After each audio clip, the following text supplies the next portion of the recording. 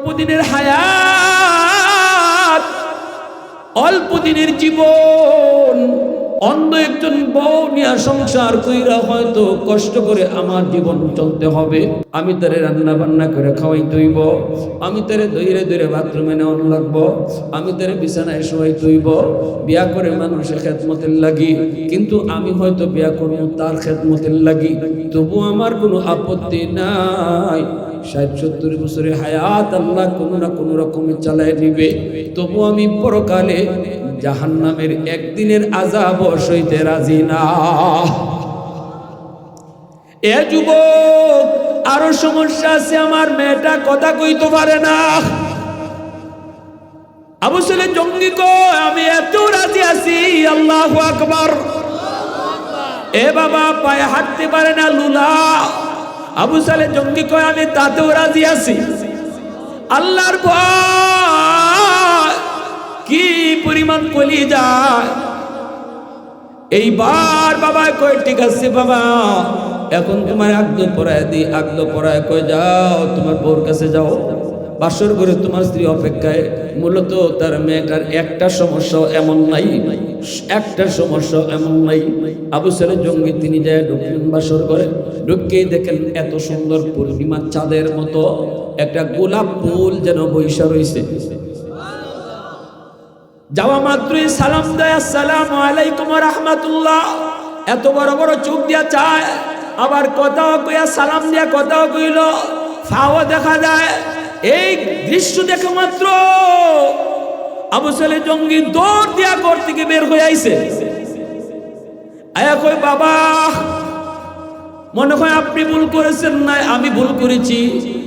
আমি মনে হয় অন্য কারো ঘরে ঢুকে পড়ছি, নতুবা আপনারা আমার অন্য কোনো ঘরে ঢুকায় দিছেন। কেন? কয়, না না, এটা আমার স্ত্রী হতে পারে না, আমার বিবি হতে পারে না। আমি তো জানি আমার বিবির চোখ নাই, আমি জানি আমার বিবি কথা বলতে পারে না, আমি জানি আমার বিবি হাঁটতে পারে না, কালো কালো বড় কুৎসিত। কিন্তু আমি যে করে ঢুকলাম, ঢুকে দেখি চেহারাটা পূর্ণিমার চাঁদের মতো, চোখগুলা ডাগর ডাগর, তার চোখ আছে। সালাম দেয় তাহলে কথাও বলতে পারে, ফাও আছে, আমি নিজের চোখে দেখছি। অতএব আমার না, আমি ভুল করছি নয়, আপনারা ভুল করেছেন। সাথে সাথে শ্বশুরে কয়, না বাজান, আয় আমার বুকে আয়। যারে তুমি পাইছো, যারে তুমি দেখছো, ইনি তোমার স্ত্রী, ইনি তোমার বিবি, আমার মেয়ে। তার চোখও আছে, জবানও আছে, সবই আছে।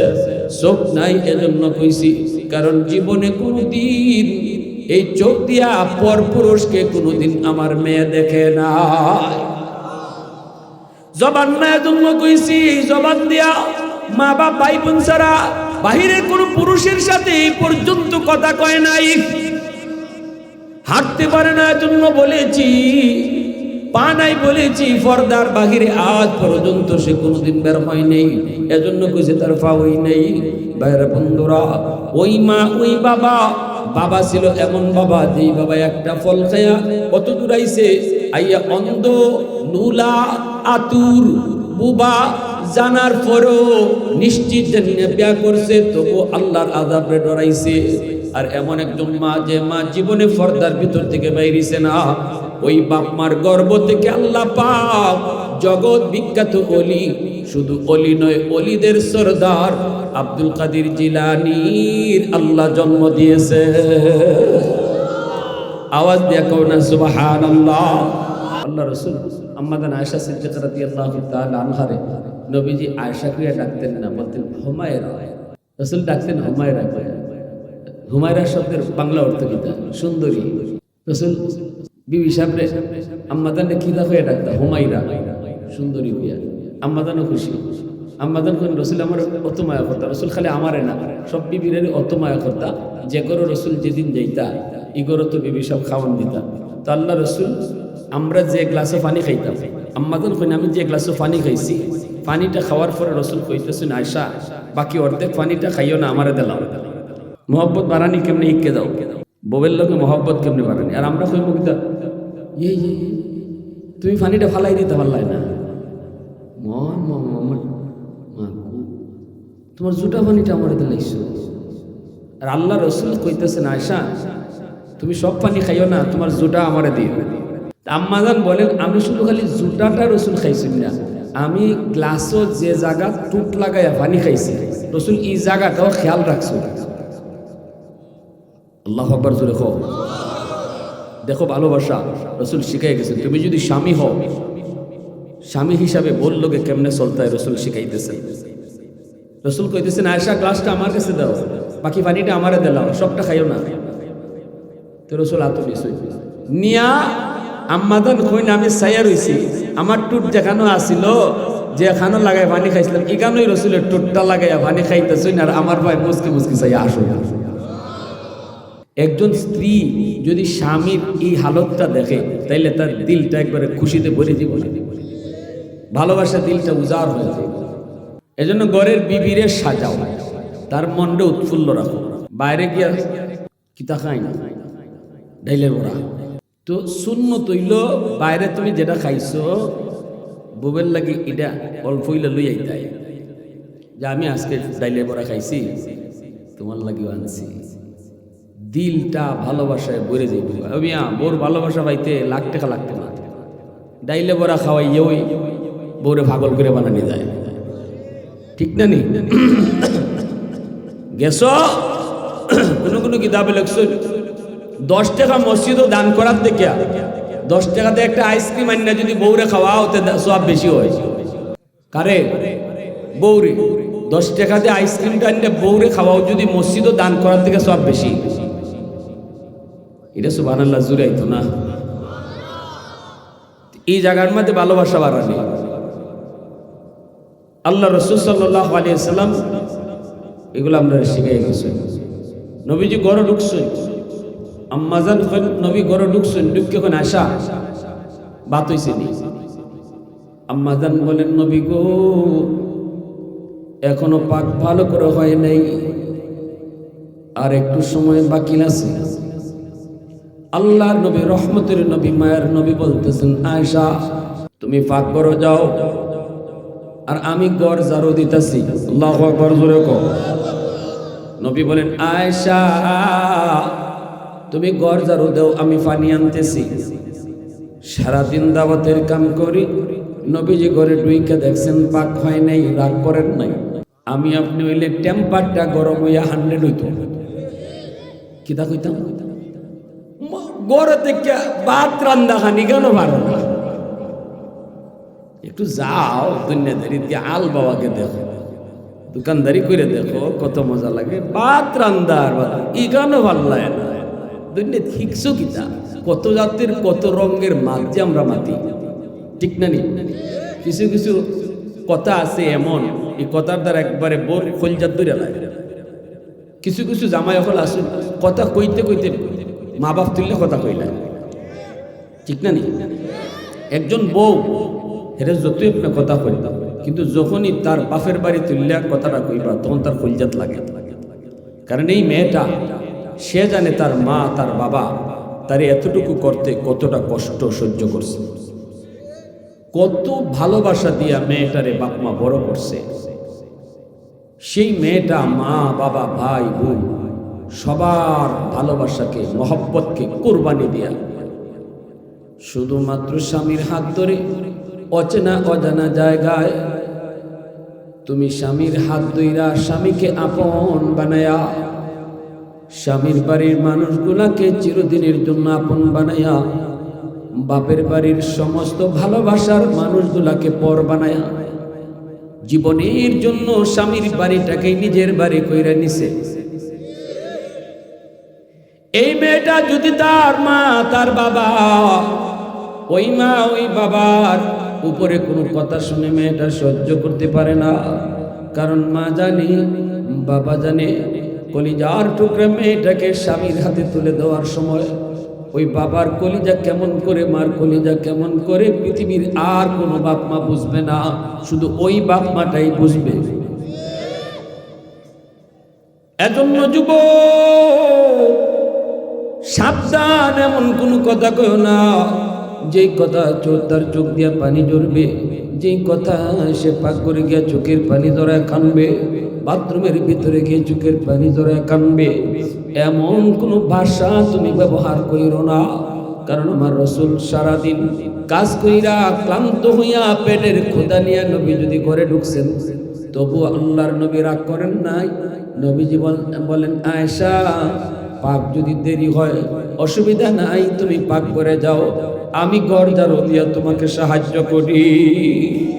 উলফত মে তেরি ওয়াইসিনে দান দান কো তুরা, वो बकर उमर नक्शे कदम तेरा न चोरा, आयो शाद नबी वाके असरार मदीना, सुल्तान का सुल्तान है सुल्तान मदीना, सरकार का सरकार है सरकार मदीना, गुलजार का गुलजार है गुलजार मदीना। अल्लाह ने मक्का ही में ये काबा बनाया, इस काबा का काबा तेरी मरकद को बनाया, ऐसा लम्हा जी चले जा रहा है मदीना, सुल्तान का सुल्तान है सुल्तान मदीना, सरकार का सरकार है सरकार मदीना, गुलजार का गुलजार है गुलजार मदीना। আমার নবী দয়াল নবী বলেন, উম্মতের দল, আমি নবী স্বামী হিসেবে আদর্শ রেখে গেলাম, আবার একটু মাঝে মাঝে মহব্বতের ভিতরে একটু টুকটাক বাজাবাজি হইব, মহব্বতের ভিতরে টুকটাক একটু ঝগড়াঝাটি হইব। যদি ঝগড়া হয়, স্ত্রী যদি একটু রাগ করে, তুমি অজম করিলি তাই, অজম করিলি তাই, কারণ রাসূল কয় সে শুধু শুধু তোমার স্ত্রী নয়, স্ত্রীকে মনে করবা সে তোমার একজন প্রেমিকা, তুমি তার প্রেমিক, সে হলো তোমার প্রেমিকা। প্রেমিক প্রেমিকার অভিমান গুলা হাসি মুখে মেনে নেয়, অতএব স্ত্রী যদি একটু রাগ করে অভিমান করে, এটাও হাসি মুখে মেনে নিবায়, হাসি মুখে মেনে নিবায়। একটু ভুল যদি করে, ভুলটারে তুমি সহ্য করে নিবায়, মানায় নিবায়, গালাগালি কইরো না। মাহমুদুল হাসান দেওবন্দি রহমতুল্লাহ আলাইহি, আল্লাহর বহুত বড় ওলি, মারা যাওয়ার পর ইনাকে স্বপ্নে দেখলেন কয়েকজন আল্লাহর ওলি, স্বপ্নে দেখে বলতেছেন, হযরত কবর জগতে আল্লাহ আপনার সাথে কেমন আচরণ করলো?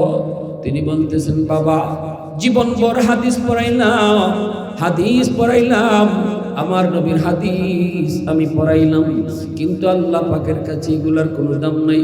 আল্লাহ কয় হাদিস তুমি শিখছো, হাদিস তুমি পড়াইছো, হক আদায় করছো, কিন্তু একটা আমলের ওসিলায় আমি আল্লাহ তোমাকে জান্নাতের সর্বোচ্চ মাকাম দান করছি।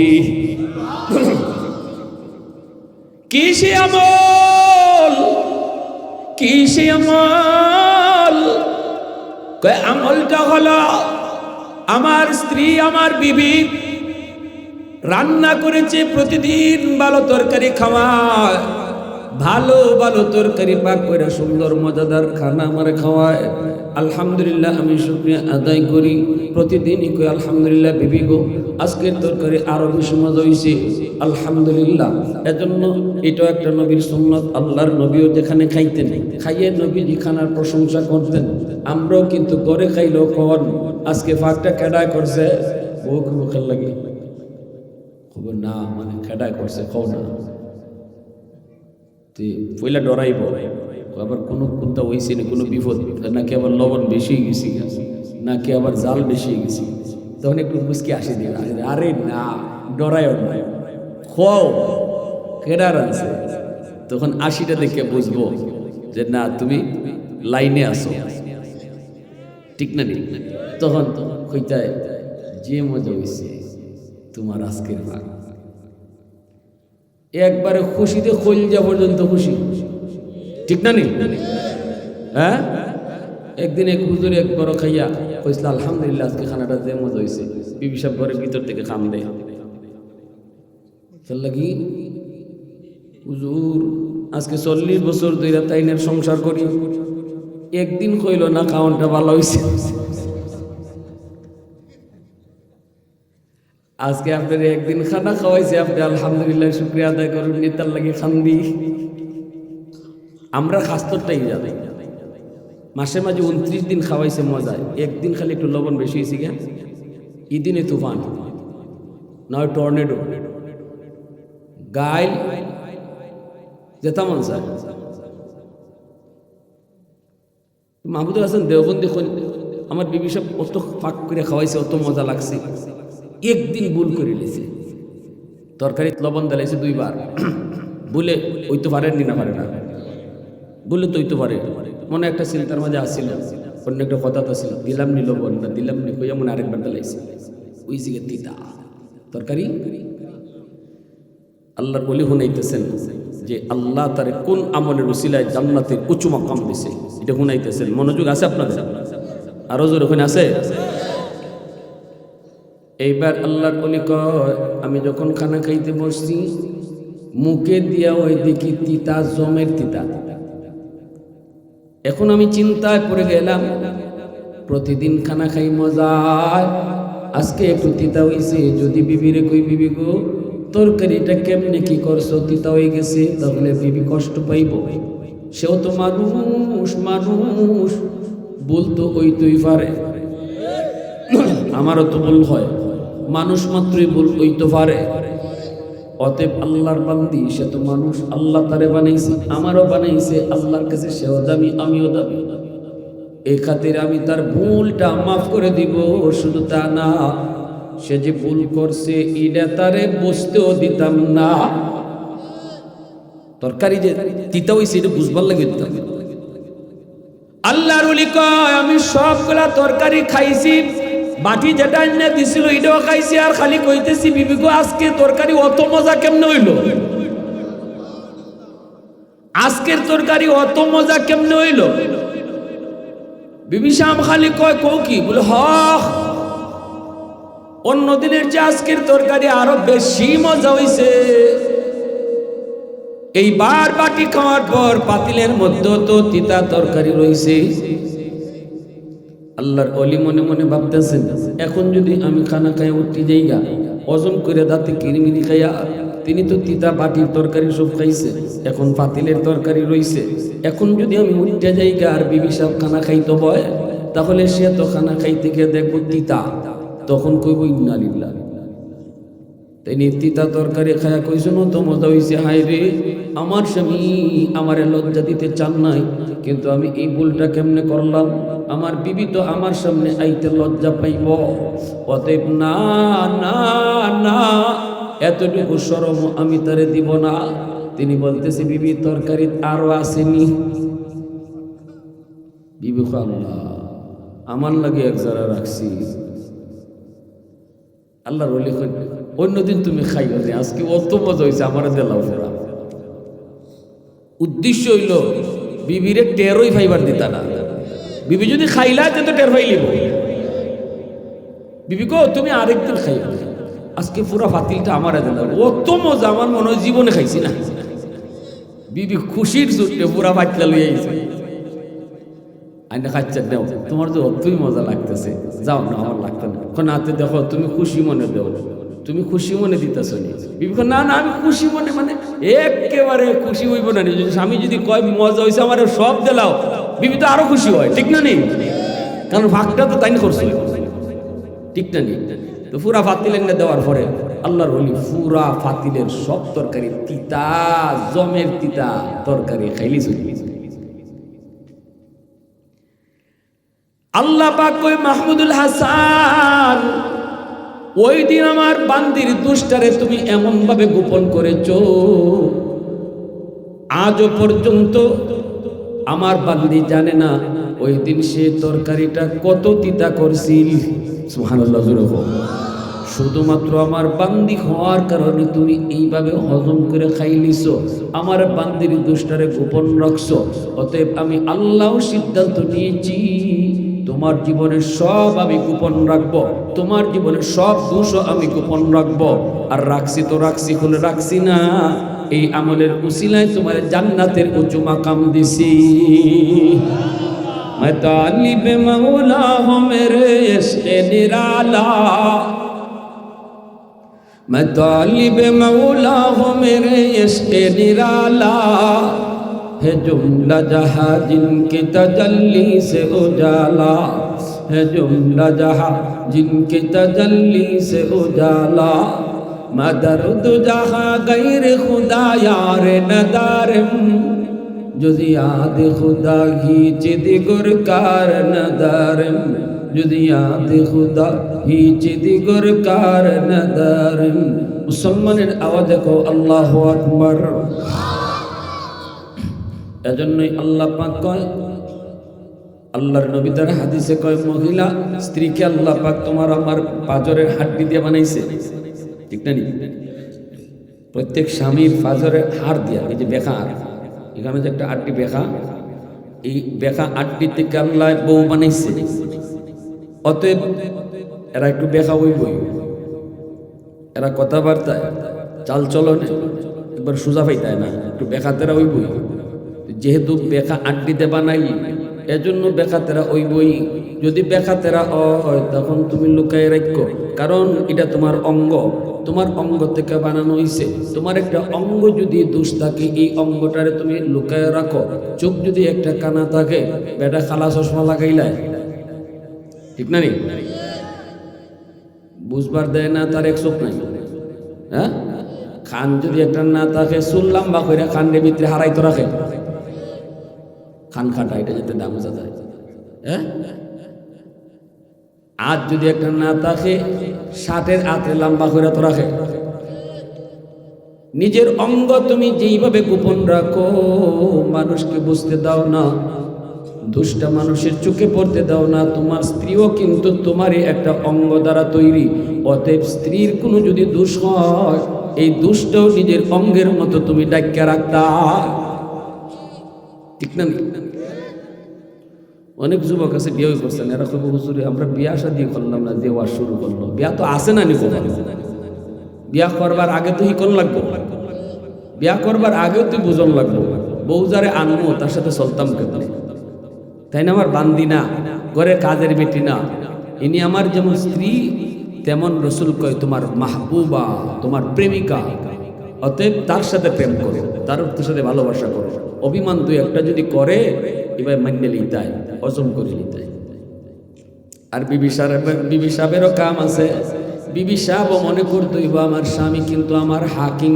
অতএব স্বামী যদি আমার একটা হুকুম দেয়, হুকুমটা আমার মানা দরকার, কারণ তার কথা মতো চলা, এর উপরে আল্লাহ রাজি, ঠিক কিনা? জোরা কও, স্বামীর কথা মতো চলা, এর উপরে কে রাজি? আল্লাহ রাজি। স্বামীর জন্য আমার সাজগুজ করা, এটা মহিলাদের জন্য সুন্নত। স্বামীর জন্য সবসময় সাজ্জা গুজ্জা থাকা, স্বামীর মন যাতে স্ত্রীর দিকে আকৃষ্ট থাকে, এইভাবে চাল চলন করা, এইভাবে তার সাথে কথা কওয়া। স্বামীর দ্বারা শুধু গাল ফোলায়া তখন নাই, স্বামীর সাথে হাসি, যাতে এই স্বামীর নজর অন্য কোনো নারীর দিকে না যায়। সুন্দর করে চুলটারে গোছায় গাছায় রাখবা। এজন্য আল্লাহ নবী বলেন, স্বামী তুমি যদি লম্বা কোনো সফর করে বাড়ি আসো, ডাইরেক্ট তুমি ঘরে ঢুকবা না। রসুল কয় তোমার মহল্লার মসজিদে তুমি অবস্থান করো, মসজিদ থেকে তুমি খবর পাঠাও বিবির কাছে। এখন তো টেলিফোনের যুগ, এখন তো আর লাগে না, এটা আগের যুগের কথা, কারণ টেলিফোন ছিল না। হঠাৎ করে আমি বাড়িতে আইলাম, বউ জানে না, ঘরে যদি ঢুকে যাই গিয়ে দেখো বোর চুল আউলা জাউলা ফাঁকির বাসা, তাই তো প্রস্তুত না। আমার স্বামী হট করে আইব, এটা তো জানা নাই।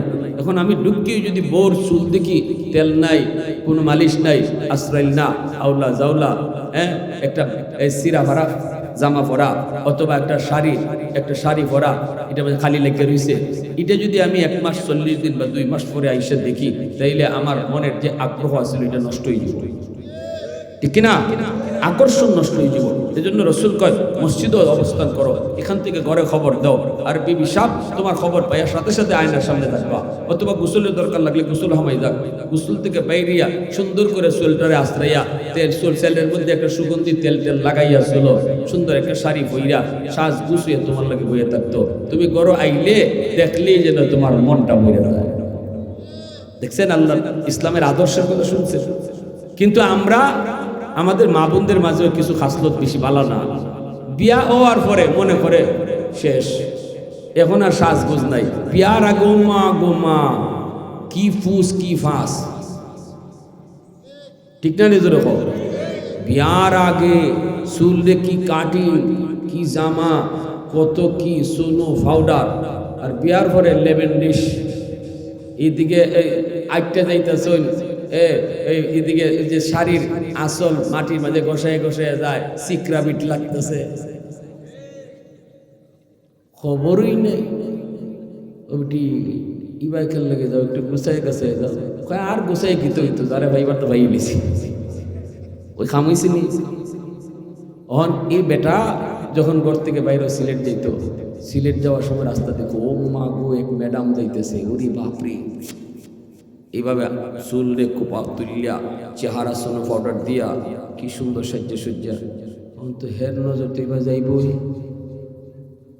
আমি ঘরের বিবি সব সিকরা বিট লাগাই আঁটবো, তা আমার নজর ইবা যাইব না ওই ওই ডিস্কুর দিকে যাইব, ডিস্কুর দিকে যাইব। কিন্তু এজন্য আল্লাহ রসুল কইছেন, সাজগুজ পরপুরুষের লাগি না, মহিলার সাজগুজ হইতো স্বামীর লাগি। সাজগুজটা কার লাগি হইতো? রাত্রে সাজ। আমরা বিবি সাহেবরা কইলে অসুবিধা নেই, আপনারা খিতা করবাতে। আমরা বিবি সাহেবরা ওয়াজ থেকে যাই না নি, যাওয়ার সময় গিয়া দেখি সাজ্জে সজ্জে বই রয়েছে। জামাইল লাগি রাত্রে সাজো, একদিন এক শাড়ি পরে বই থাকে,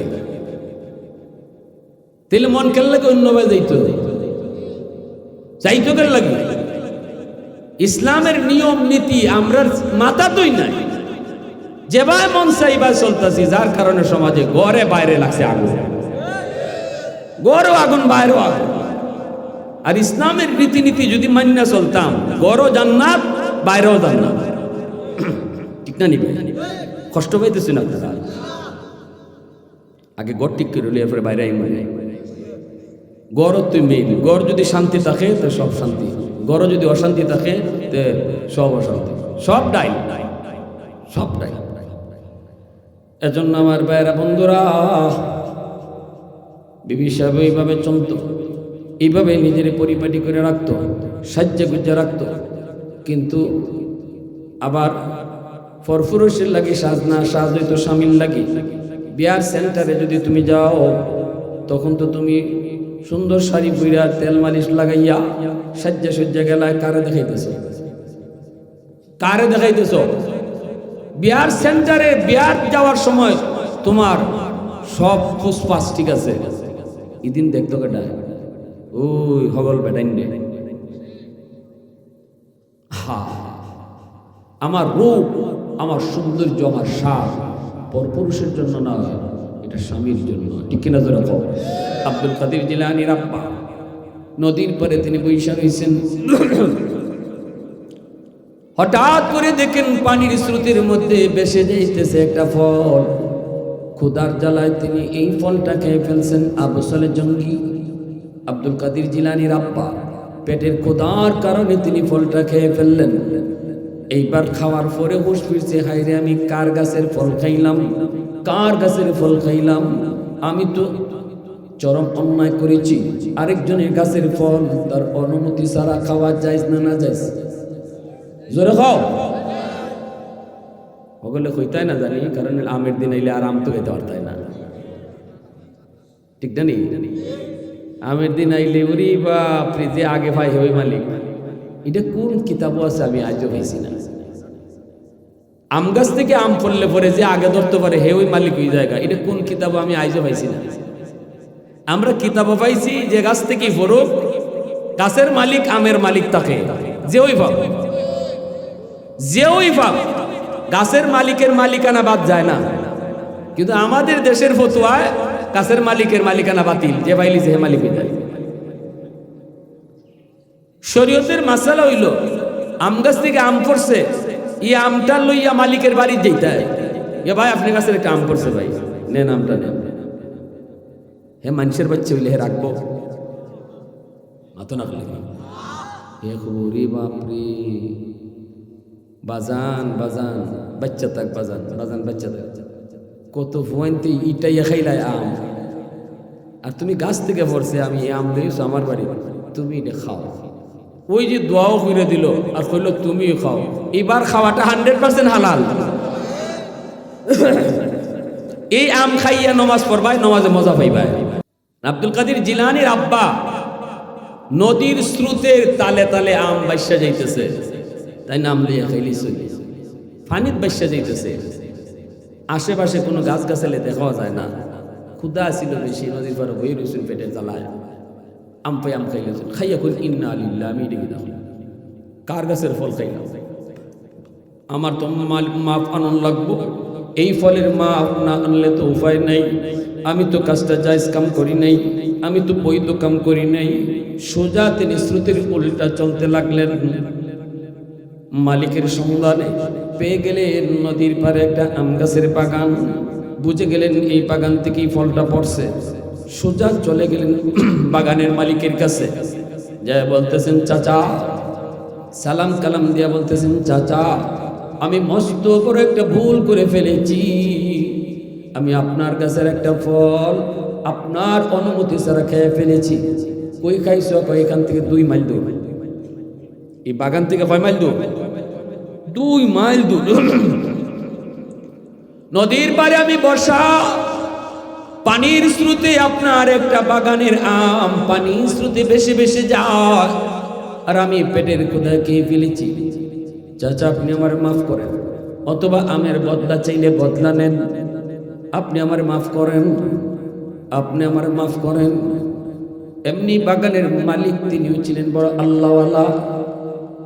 মালিক আশ্চর্য হয়ে গেছে, এটা তো আশ্চর্য ওর কথা, ওই ঠিক না নিয়ে ইটি কি দেখো কাছ থেকে ফাইরালায় ইটা মাইরা লই জায়গা আম, বাউরাল দিয়ে লই জায়গা আম, এই আম আমার ফানিত ফিরে গেছে, এই মাফ নিতে আইছে। এই যুবক তো জানতেন যুবক। তখন আব্দুল কাদের জিলানীর আব্বা কিন্তু বিয়া করছেন না। এখন মালিককে কয় বাজান একটু খারাও, তুমি ওই ভিতর থেকে আই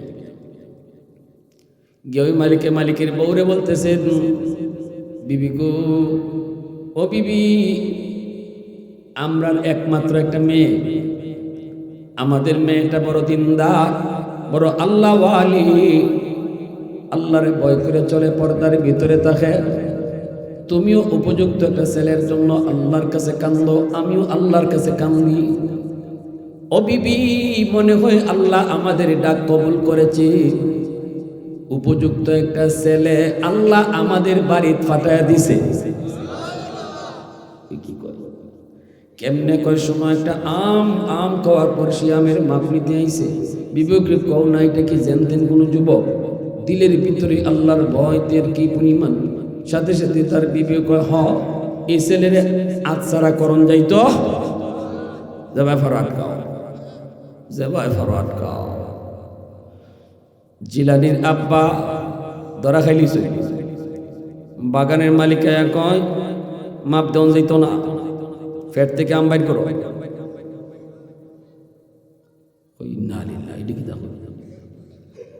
ফেট থেকে আম বাইর করতে কয় না, কয় আপনি মাপ দিতাম না, কয় না আমি মাপ দিতাম না, কতে আমের দাম নেন গিয়া, কয় না দামও নিতাম না, আমার আম দেও। আসেনি কোনো বেটা দিত। এইবার তখন বলতেছি চাচা আপনার ফাও ফুরি, এমন কথা কইেন না, ফেট থেকে আম দিব কেমনে, বলে খাই নিছি, উষাছিল না, পেটের খোদায় দয়া করে আপনি মাফ করেন, নাইলে বদলা নেন। এইবার বাগানের মালিক কই যুবক কি নাম তোমার? কয় আবু সালে জঙ্গি। বাড়ি কোথায়? অমুক জায়গায়। এক শর্তে তোমারে মাপ দিতে পারি। শর্ত? জিলানির আব্বা বলেন একটা না 100টা শর্ত দিল আমি রাজি আছি, তবু আমি আল্লাহর আদালতে ধরা খাওয়াকে বড় ভয় পাই, জাহান্নামের আগুনকে আমি বড় ভয় পাই, জাহান্নামের আগুনকে আমি বড় ভয় পাই। এই একটা আমের কারণে, হারাম একটা আম খাওয়ার কারণে আমাকে 70 বছর জাহান্নামের আগুনে জ্বলতে হইব। একদিনও আমি জাহান্নামের আগুন সইতে পারবো না, আপনি আমার মাফ করেন। শর্ত আপনি 100টা দেন, আমি রাজি। এই কথা বলতেই তখন বাগানের মালিক কয় বাবা আমার একটা মেয়ে আছে, এই মেয়েটাকে তুমি যদি বিয়া করো তাহলে তোমারে আমি মাপ দিব। অবসরের জন্য আমি রাজি আছি। বাগানের মালিক কয় এখানেই শেষ না, মেয়েটার অনেক সমস্যা আছে।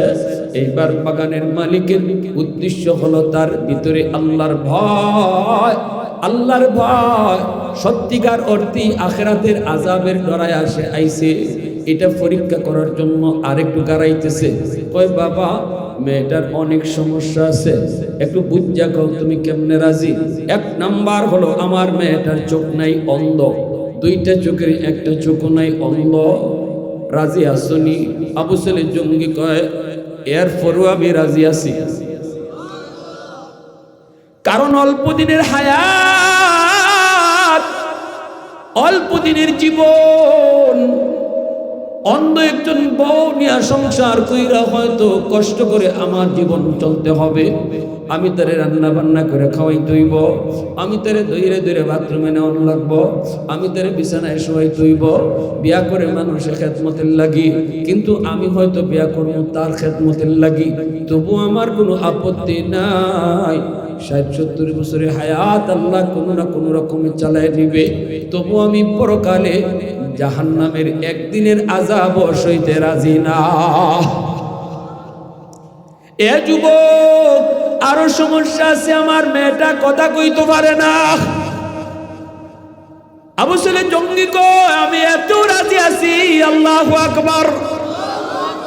এ বাবা পায়ে হাঁটতে পারে না, লুলা। আবু সালেহ জঙ্গি কয় আমি তাতেও রাজি আছি। আল্লাহর ভয় কি পরিমাণ কলিজা। এইবার বাবা কয় ঠিক আছে বাবা, এখন তোমার আগদ পরায় দিই। আগদ পরায় কয় যাও তোমার বউর কাছে যাও, বাসর করে তোমার স্ত্রী অপেক্ষায়।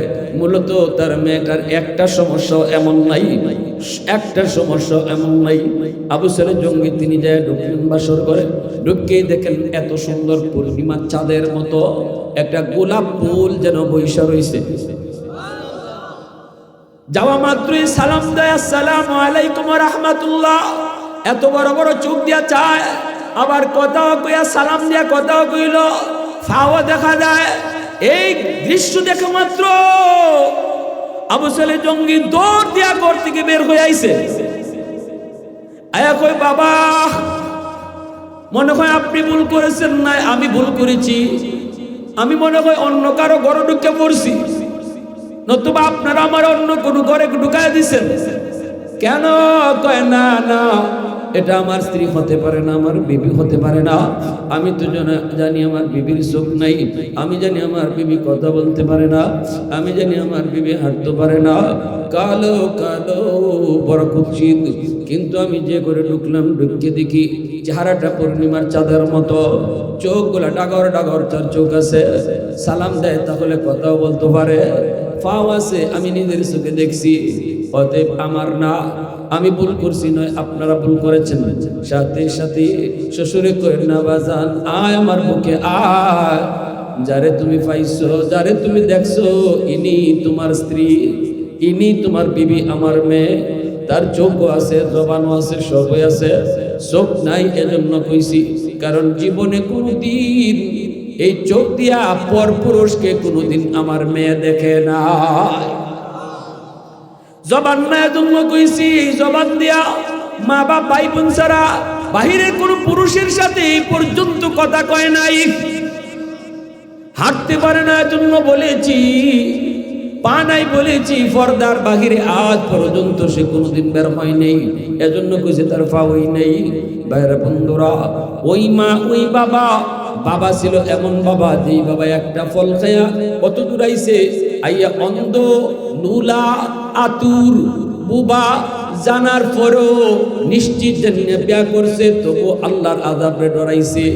আর এমন একজন মা, যে মা জীবনে পর্দার ভিতর থেকে বাইরেছে না, ওই বাপ মার গর্ভ থেকে আল্লাহ পাক জগৎ বিখ্যাত ওলি, শুধু ওলি নয়, ওলিদের সরদার আব্দুল কাদের জিলানীর আল্লাহ জন্ম দিয়েছে। আওয়াজ দিয়া কও না সুবহানাল্লাহ। এজন্য আমার ভাইরা বলতেছিলাম, মা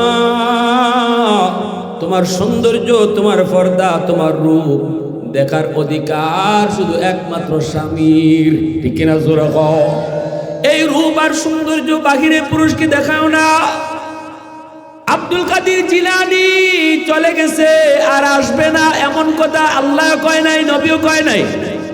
নবী চলে গেছে আর নবী আসবে না, কিন্তু জিলানী আসবে না এমন কোনো কথা নাই। নবীর দরজা বন্ধ, ওলির দরজা আল্লাহ বন্ধ করে নাই। মঈনুদ্দিন চিশতি চলে গেছে, মঈনুদ্দিন চিশতির দরজা আল্লাহ বন্ধ করে নাই।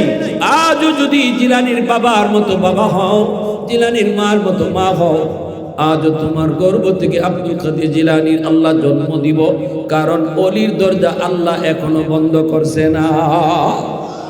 কিয়ামত পর্যন্ত ওলির দরজা চালু থাকবো। নবী আর আসবে না, কিন্তু ওলি আসবে। আওয়াজ দাও, আওয়াজ দাও, ঠিক না? এজন্যই আমার নবী, দয়ার নবী, মায়ার নবী এই আদর্শ শিখাইয়া গেছেন। আল্লাহ নবীর আদর্শ মাদ্রাসাত পড়ানি হয় কোন নেতার আদর্শ না নবীর আদর্শ? জোরে কও, নেতার না নবীর? নবীর আদর্শ পড়ানো হয়, নবীর আদর্শ পড়ানো হয়। মেয়েটারও যদি মাদ্রাসায় পড়াও, এই মেয়েটাও আমার নবীর এই আদর্শগুলা শিখব, স্বামীর ঘরে যাইব, নবীর আদর্শ মতোই চলব, ঠিক কিনা? জোরে কও। স্বামীর ঘরটারও জান্নাতি ঘর বানাই নিব। এখন একটা ঘটনা কই, মহব্বতের ভিতরেও একটু বাজাবাজি হইতে পারেনি না, পারে না? হ্যাঁ, দুই ফাতিল একখানো রাখলে একটু টাসটুস লাগবে। আল্লাহ নবীর বিবির সাথেও যে নবীর একটু টাসটুস লাগছে না এমন না, লাগছে। 40 বছর, 50 বছর, 10 বছর, 20 বছর একজনের সাথে চললে একটু বাজাবাজি হইতে পারে। ওই নবী বলছেন যদি একটু তোমার সাথে একটু মান অভিমান করে, তুমি অজম করতে। আল্লাহ নবী কেমনে অজম করছেন শুনেন। একদিন আম্মাদানের সাথে নবীজির একটু ঝগড়া লাগছে। কে? আম্মাদান আয়েশা। নবী যারে খুব মায়া করতেন, খুব মহব্বত করতেন। আল্লাহ নবীর যতজন বিবি, এর ভিতরে একজন বিবি শুধু ছিলেন অবিবাহিতা, আর সবাই ছিলেন বিবাহিত। সবার আগে দুইটা তিনটা, একটা দুইটা তিনটা বিয়া হইছে, স্বামী মারা গেছে অথবা স্বামীর থেকে তালাক খাইছেন। এরপরে দেখা যায় আল্লাহর নবী বিয়া করে আনছেন, কিন্তু একজন মাত্র নবীর বিবি, যার নাম আম্মাদান আয়েশা সিদ্দিকা রাদিয়াল্লাহু তাআলা আনহা, যিনি ছিলেন কুমারী, যিনি প্রথম বিয়াটা নবীর সাথেই হইছে, নবীর সাথেই জীবন কাটাইছেন, নবীর সাথেই জীবন শেষ করছেন। আল্লাহু আকবার। জোরে কও। আমার নবী বিদায়ের পর আম্মাদান দুনিয়ায় ছিলেন। এবং হাদিসের জগতে আবু হুরায়রা রাদিয়াল্লাহু তাআলা আনহু পরে সবচেয়ে বেশি হাদিস আম্মাদান আয়েশা সিদ্দিকা রাদিয়াল্লাহু তাআলা আনহা থেকে বর্ণিত। এজন্য আমরা উম্মত এত নবীর হাদিস পাইতাম না যদি আম্মা জান এগুলো মুখস্থ না রাখতেন। সুবহানাল্লাহ, অত মুখস্থ রাখছেন হাদিস আমার রাসূলের। সাহাবায়ে কেরাম কোনো এলমি আলোচনা লইয়া, কোনো কোরআন হাদিসের কোনো বিষয় নিয়ে সমাধানে ফুসতে না পারলে আম্মাদানের কাছে গিয়ে পর্দার আড়াল থেকে জিগাইতা, তাই সমাধান দিয়ে দিতেন। সুবহানাল্লাহ, জোরে হইতেন না? আরো জোরে হন। এই আম্মাদান আয়েশা সিদ্দিকা তিনি কার মেয়ে? এখানে আলেম সারা একজনে কইতে পারবেনি, আলেম সারা। আম্মাদান আয়েশা সিদ্দিকা কার মেয়ে? হাত তোলো, একজনে হাত তোলো। কে পারবে? হাত তোলো। তোমার নাম কি? দা আখলাক হোসেন আবু বকর সিদ্দিক রাদিয়াল্লাহু তাআলা। তাইলে আবু বকর সিদ্দিক আর আল্লাহর নবীর মাঝে আত্মীয়তার সম্পর্ক কি? দা হোর দামা সুজা কথা কি? দা আবু বকরের মেয়ে যদি রাসূল বিয়া করে তখন তা আবু বকর নবীর শ্বশুর ননি, অথচ নবীর বন্ধু, আল্লাহ নবীর বন্ধু, বাল্য বন্ধু, বন্ধুর মেয়েকে রাসূল বিয়ে করছে। আর হযরত ওমর রাদিয়াল্লাহু তাআলার সাথে নবীজির সম্পর্ক কি আছে? আত্মীয়তার সম্পর্ক। পারবানি পিছন থেকে একজন হাত তুলবে। না না, তুমি আলিম বা আলিম স্যার, কেডা কইছো? কেডা এখানেও দামান শ্বশুর। আচ্ছা খোকা, এখন আমি আরেকটা প্রশ্ন করি, আপনার নাম কি? দা আলিম হোসেন। ওমর রাদিয়াল্লাহু তাআলা নবীজির কিতা লাগুন? মা বেটা তো খুইয়ে দিছে, ওর কইলে অত ডরাও খান লাগিতে। মা আপনি কওনি হলিউডের নায়িকার না, দেখবা কতজন। হযরত ওমর নবীজির কিতা লাগুন? শ্বশুর। আবু বকরও শ্বশুর, ওমরও শ্বশুর। আবু বকর রাদিয়াল্লাহু তাআলা মেয়ের নাম আয়েশা, আর হযরত ওমর রাদিয়াল্লাহু তাআলা মেয়ের নাম কিতা? একজনে পারবানি। যে পারবা আলিম সারা, তার আমি 100 টাকা পুরস্কার দিন। হয় নাই? কে পারবা? আলেম সারা। হযরত ওমর রাদিয়াল্লাহু তাআলার মেয়ে রাসূলের বিবি নাম কি? দা এগুলা ইসলামের বেসিক নলেজ নিয়ে আমি তোমার মুফতি সাহেব হইতে কই না তো। আমি আপনারা আমার মতো ওয়াজ করতে কইতেছি না, কিন্তু এতটুকু জ্ঞান তো জানা দরকার মুসলমানের লাগে, ঠিক কি না? ওমর রাদিয়াল্লাহু তাআলার মেয়ের নাম কি তা? কেডা কইছো? অন্য কইছো না তা? হাফসা। কি নাম তোমার? নাম কি? আব্দুল মজিদ। এই প্রশ্নটা একটু কঠিন তো। হযরত হাফসা রাদিয়াল্লাহু তাআলা আনহা নবীজির একজন বিবি, উমর রাদিয়াল্লাহু তাআলা নূর মেয়ে, ঠিক আছে না? 100 টাকা নিয়ে যাই আমার কাছ থেকে পুরস্কার। এখন আরেকটা প্রশ্ন করি, এই প্রশ্নের জবাব যদি কেউ দিতে পারো তারও 100 পুরস্কার। প্রথম দুইজন খলিফা পাইলাম নবীর হৌ, আর পরের যে দুইজন খলিফা উসমান আর আলী, উসমান আর আলী খলিফা কয়জন? জোরে খাও। আবু বকর, উমর, উসমান, আলী, এই চারজনই তো রাদিয়াল্লাহু তাআলা আনহু। এই চারজনের মধ্যে প্রথম পয়লা বড় দুইজন নবীর শ্বশুর, আর পরের দুইজন নবীজির কিতা দামান। কেডা কইছ? আত্মীয় হগলে কইলিস। ঠিক আছে, বুঝলাম। তাইলে দামান যদি তুমি, তোমার নাম কি দেখো না? ওই বেটা কি নাম? হেলাল মিয়া। এখন কইলি 100 টাকা দিলাই কইলাও। যদি দামানই ওই দুইজন, উসমান রাদিয়াল্লাহু তাআলা আর হযরত আলী রাদিয়াল্লাহু দুইজন রাসূলের দামান নানি আর রাসূল শ্বশুর, তো রাসূলের কোন মেয়ে কার কাছে দিয়েছে? কোন শেষ?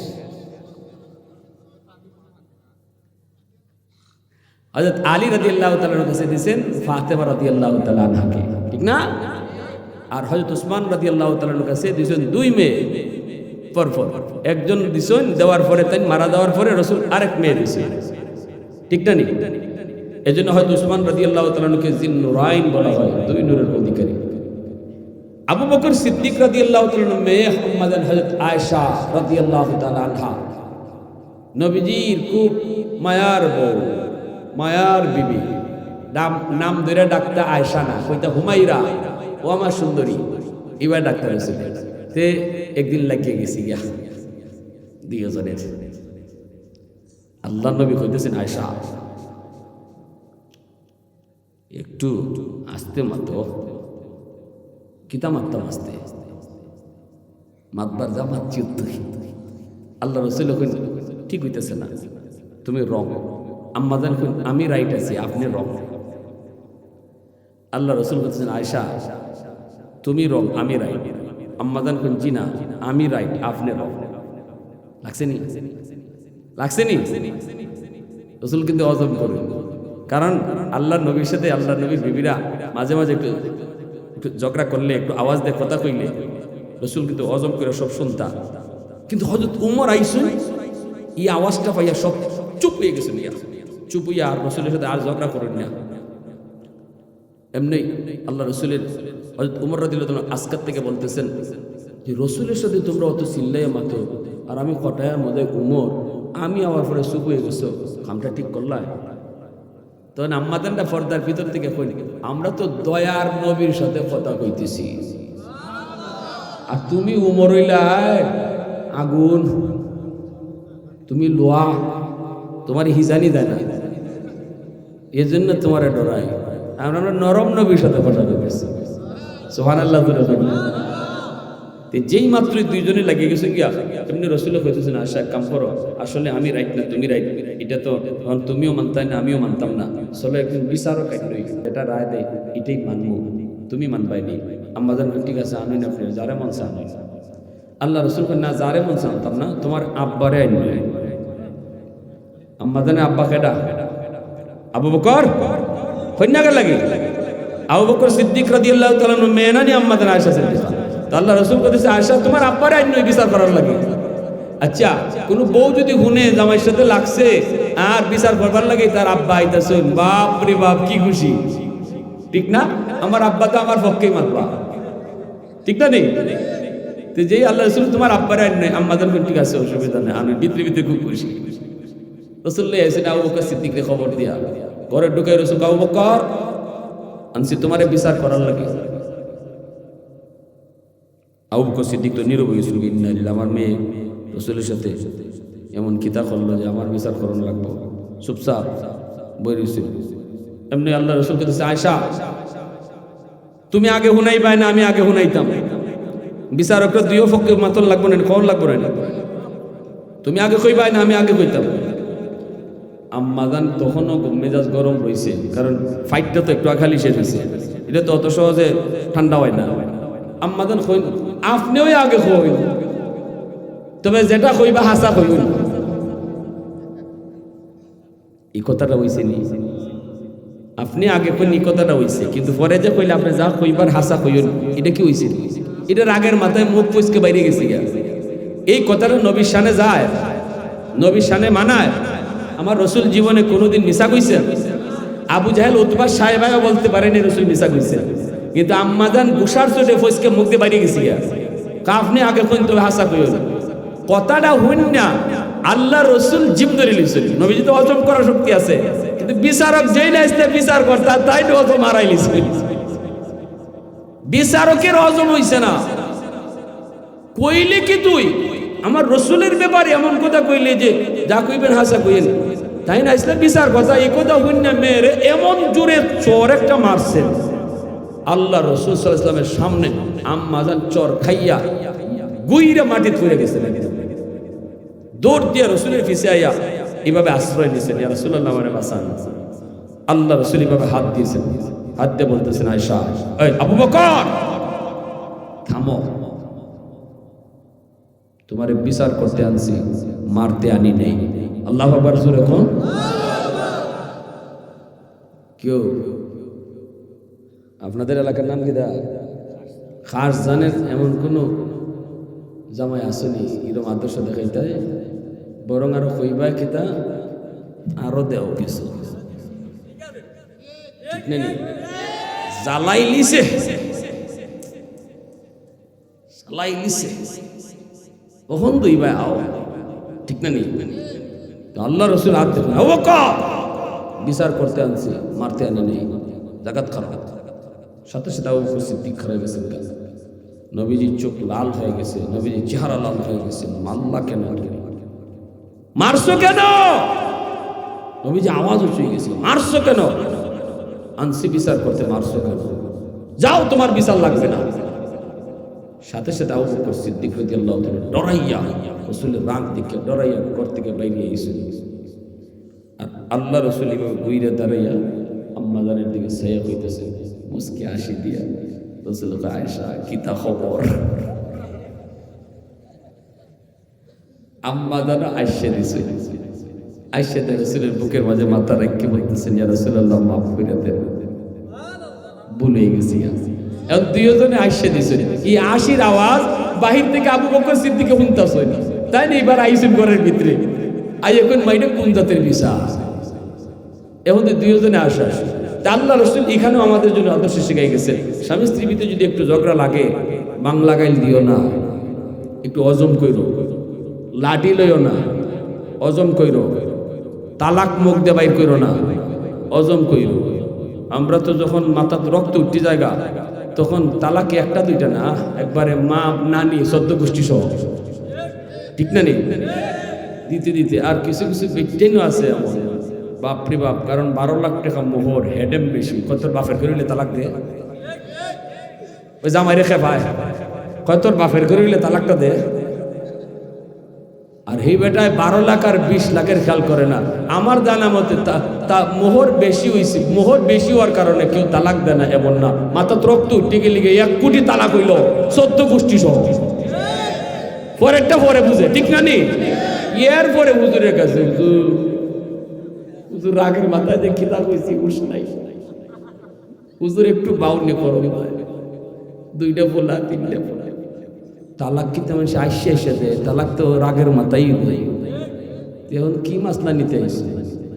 এজন্য শরীয়ত কইছে 3 তালাক দিলাইবা, আর আনবার কোনো সুযোগ নাই, কোনো সুযোগ নাই। 1টা অথবা 2টা যদি দেওয়া থাকে তাহলে সুযোগ আছে। 3 তালাক দিলাইলে, 3 তালাক থেকে বেশি দিলে আর কোনো সুযোগ, ইল্লা কইরা আনার কোনো শরীয়তে বিধান, এটার নিয়ম ঠিক না। রসুল কয় হিল্লা করে যে বউ আনে হে নিজে বমি করে বমি খায়। নিজের বমি নিজে খাইবার মতো লোক আসেনি সত্তর কেউ। তেলে ইল্লা করে বউ আনাও এরকম।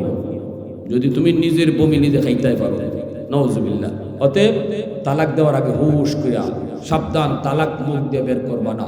আল্লাহ রসুল শিখাই গেছে বাজাবাজি হইতে পারে, হজম করে লিতায়। এরপরও মিল হইতেছে না, ঘরের ভিতর থেকে একজনের ডাকো বিচার করবার লাগে। বাইরের লোক দেখো না, জামাই বোর ঝগড়া মীমাংসার জন্য আল্লাহ রসুলের আদর্শ।